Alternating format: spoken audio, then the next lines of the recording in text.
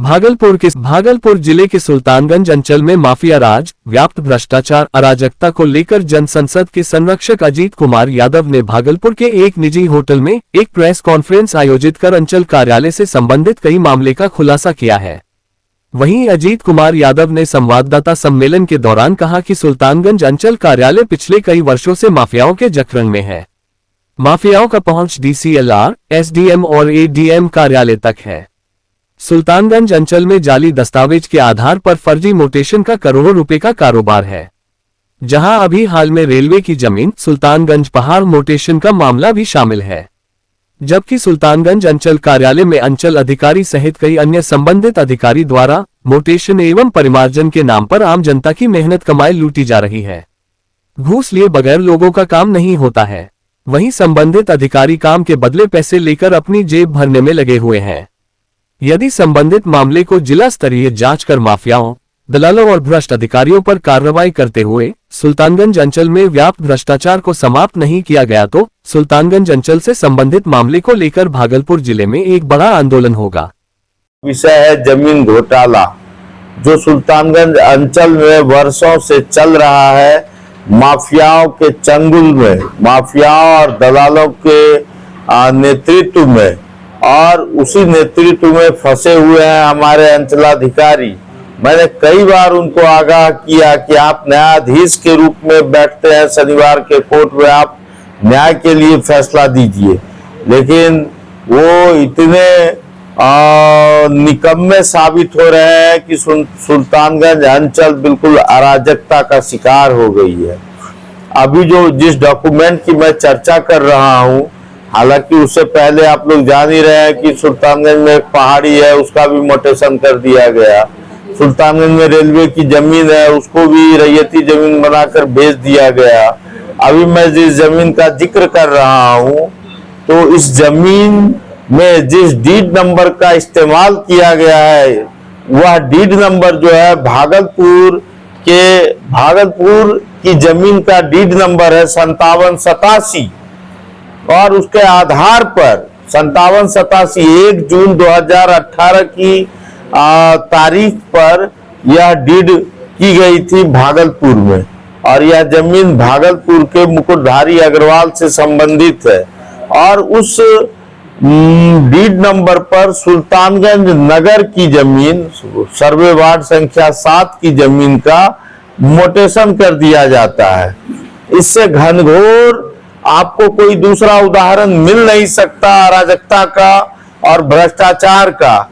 इसलिए मैं आप लोग के माध्यम से जिला प्रशासन से आज यहाँ यह अपील करने आया हूं कि आप जगिए और यथाशीघ्र सुल्तानगंज अंचलाधिकारी को बर्खास्त करके सुल्तानगंज अंचल कार्यालय की सफाई का काम शुरू कीजिए।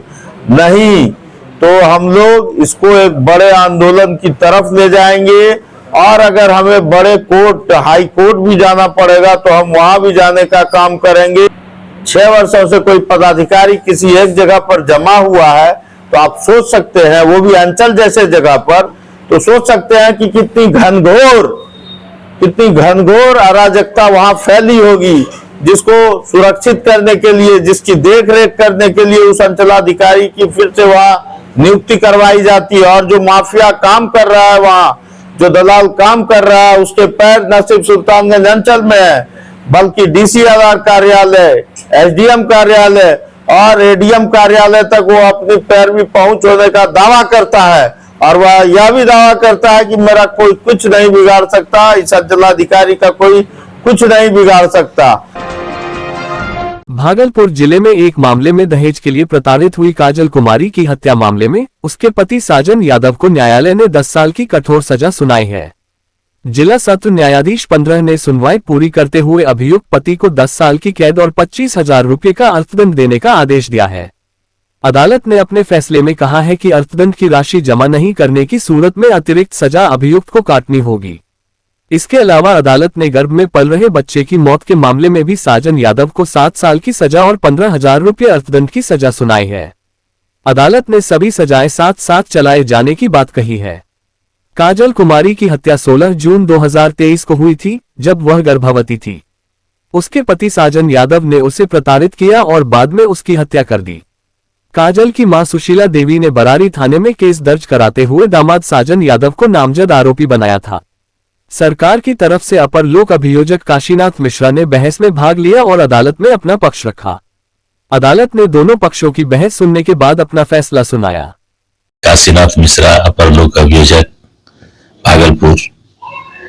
आज सुरेश कुमार श्रीवास्तव एडीजे 15 के न्यायालय से कोतवाली बरारी थाना कांड संख्या 550-23 में एक अभियुक्त साजन कुमार को 10 साल का सजा 304B में हुआ है और 316 में भी 7 वर्ष का सजा हुआ है।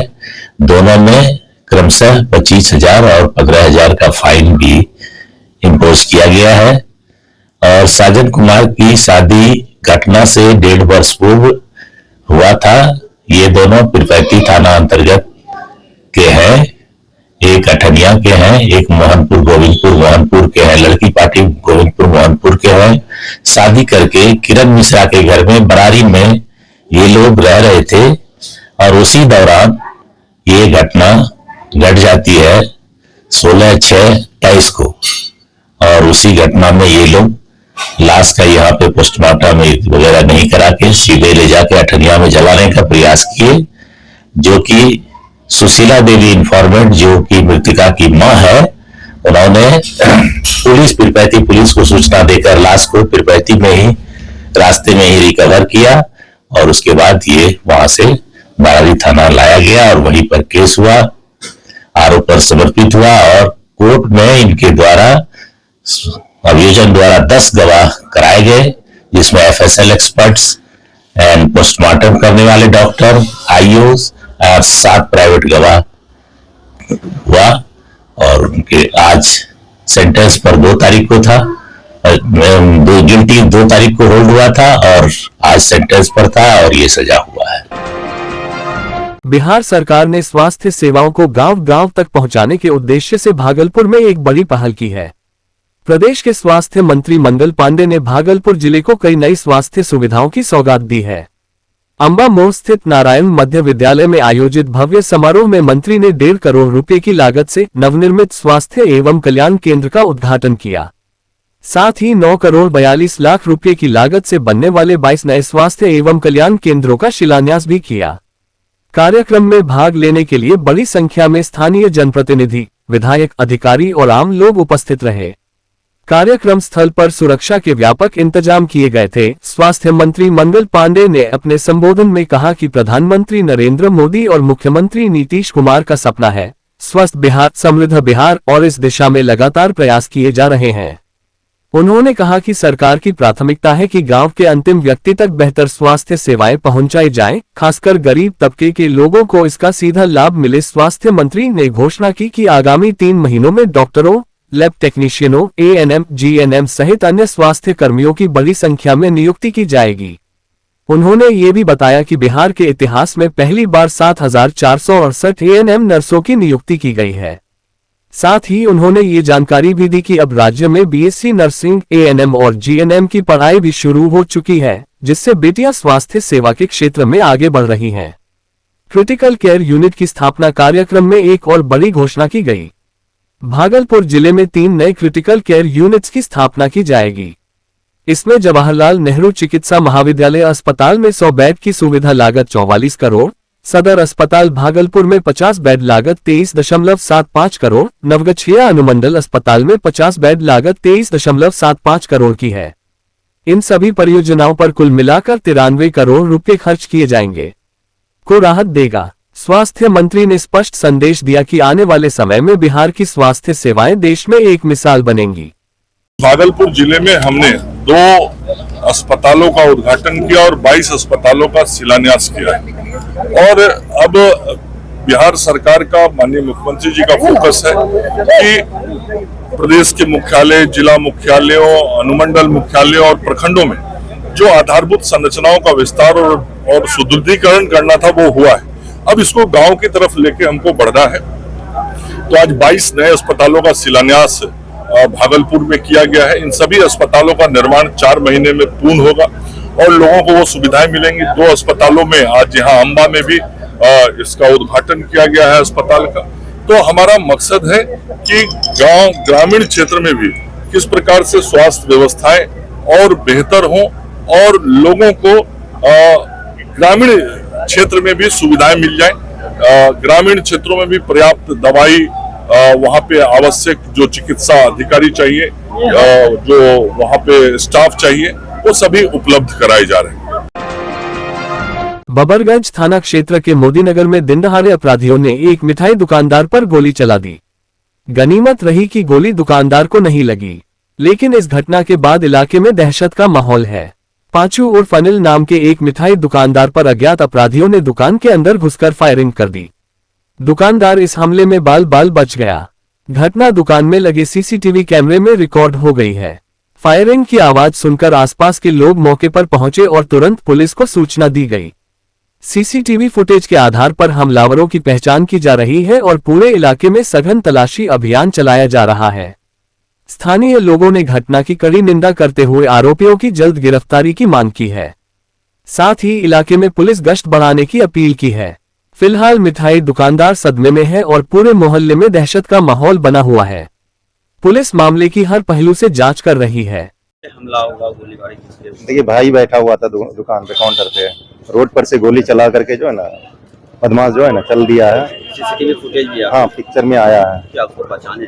नहीं, पहचान तो नहीं पा रहे पहले हैं। से किसी तरह तो कोई बात नहीं, ऐसा तो नहीं कुछ हुआ है। ऐसा लगता है कि जो है चेहरा वो पहले कभी आपकी दुकान पे आया होगा, ये कुछ देखिए, अभी उतना गौर से नहीं देख पाए हैं। अभी हम जो है ना पिक्चर आया है, पिक्चर साफ नहीं आ रहा है, पिक्चर आया है। बिहार में एक बार फिर कोरोना संक्रमण के मामलों में तेजी देखी जा रही है। राजधानी पटना में हाल के दिनों में संक्रमित मरीजों की संख्या में वृद्धि हुई है। इस स्थिति को गंभीरता से लेते हुए राज्य सरकार अलर्ट मोड में आ गई है। स्वास्थ्य विभाग ने राज्य के सभी अस्पतालों को समुचित व्यवस्था सुनिश्चित करने के निर्देश दिए हैं। इसी क्रम में पूर्वी बिहार के सबसे बड़े अस्पताल मायागंज में मॉक ड्रिल किया गया। यह मॉक ड्रिल अस्पताल परिसर में आयोजित किया गया, जिसका उद्देश्य आपात स्थिति में स्वास्थ्य व्यवस्था की तैयारियों की जांच करना था। 10 सदस्यीय डॉक्टरों की टीम की देखरेख में मॉक ड्रिल किया गया। अस्पताल अधीक्षक डॉक्टर अभिलेश कुमार ने बताया कि मॉक ड्रिल डॉक्टरों की 10 सदस्यीय विशेष टीम की देखरेख में किया गया। उन्होंने बताया कि कोरोना की संभावित तीसरी लहर को ध्यान में रखते हुए मायागंज अस्पताल पूरी तरह से तैयार है। कोविड वार्ड की स्थापना की जा चुकी है, जिसमें 20 बेड की व्यवस्था की गई है। साथ ही अस्पताल का ऑक्सीजन प्लांट भी पूरी तरह से क्रियाशील कर दिया गया है, ताकि गंभीर मरीजों को ऑक्सीजन की किसी भी तरह की किल्लत न हो। डॉक्टर अभिलेश कुमार ने यह भी कहा कि पिछली बार की तुलना में इस बार स्वास्थ्य विभाग और प्रशासन ज्यादा सजग है। सभी प्रमुख अस्पतालों के अधीक्षकों एवं नोडल पदाधिकारियों के साथ वीडियो कॉन्फ्रेंसिंग के माध्यम से नियमित समीक्षा की जा रही है। कोरोना लगातार फैल रहा है, कोविड के संबंध में हम लोग को हेल्थ डिपार्टमेंट में एसएस सर के साथ में एक वीसी हुई थी। उन्होंने भी अपना डायरेक्शन दिया और हम लोग ने भी अपनी तैयारी पूरी कर ली। तैयारी में सबसे पहली तैयारी तो बेड है, इसमें कि हम लोग अभी 20 बेड चिन्हित किए हैं। सभी बेड जो है ऑक्सीजन युक्त है, उसमें ऑक्सीजन की कोई कमी नहीं है और सभी बेड जो है उसमें मॉनिटर लगा हुआ है, कोई दिक्कत नहीं है। हम पेशेंट का हर पल उसकी निगरानी रख सकते हैं इस मॉनिटर के द्वारा। सभी बेड के लिए ऑक्सीजन कंसंट्रेटर भी, कभी ऐसा बिजली खत्म हो जाए तो ऑक्सीजन की आपूर्ति हम लोग ऑक्सीजन कंसंट्रेटर से कर सकते हैं। और वेंटिलेटर जो है, वेंटिलेटर की व्यवस्था भी है, हाँ यथोचित व्यवस्था है और वो अगर वेंटिलेटर किसी को लगता है तो वेंटिलेटर की व्यवस्था है। विश्व पर्यावरण दिवस के मौके पर शहर के लाजपत पार्क मैदान में एक विशेष वृक्षारोपण कार्यक्रम का आयोजन किया गया। इस आयोजन की थीम थी एक पेड़ मां के नाम। कार्यक्रम में महापौर डॉक्टर वसुंधरा लाल, उपमहापौर डॉक्टर सलाउद्दीन हसन, जोगशा थाना प्रभारी कृष्ण नंदन प्रसाद सिंह, नगर निगम पार्षद अनिल पासवान, संजय सिम्हा, पंकज गुप्ता सहित नगर निगम के कई पार्षद और कर्मचारी मौजूद रहे। महापौर डॉक्टर वसुंधरा लाल ने इस अवसर पर कहा कि हर व्यक्ति को पर्यावरण संरक्षण की दिशा में एक कदम आगे बढ़ाते हुए खास मौकों पर जैसे जन्मदिन, शादी की सालगिरह या किसी प्रियजन की स्मृति में एक पेड़ जरूर लगाना चाहिए। उन्होंने कहा कि एक पेड़ मां के नाम लगाकर हम न सिर्फ पर्यावरण की सेवा कर रहे हैं, बल्कि अपनी भावनाओं को भी प्रकृति से जोड़ रहे हैं। कार्यक्रम के अंत में सभी उपस्थित लोगों ने अधिक से अधिक वृक्षारोपण करने और हरित शहर की दिशा में सहयोग देने का संकल्प लिया। आज विश्व पर्यावरण दिवस है। इस मौके पर एक पेड़ मां के नाम आज हम लोगों ने पौधारोपण किया है। इसकी शुरुआत लाजपत पार्क से हुआ है। भागलपुर में भागलपुर का लाजपत पार्क फेमस है, वहीं से हमने शुरुआत की है और कई जगहों पे इसी तरह का कार्यक्रम आयोजित होगा। और स्वच्छता के तहत आज ये वृक्षारोपण स्टार्ट हुआ है। पहले भी वृक्षारोपण किया गया था। मैं आह्वान करना चाहती हूँ तमाम लोगों से कि आप सब लोग जब अपना बर्थडे हो, मैरिज एनिवर्सरी हो, कुछ भी ऐसा आयोजन हो, घर का हो, परिवार का हो, उस समय जरूर एक पेड़ माँ के नाम लगाएं ताकि हमारा पर्यावरण स्वच्छ रहे और अभी जो जलवायु परिवर्तन हम लोगों को देखने के लिए मिलता है उसका असर थोड़ा कम हो।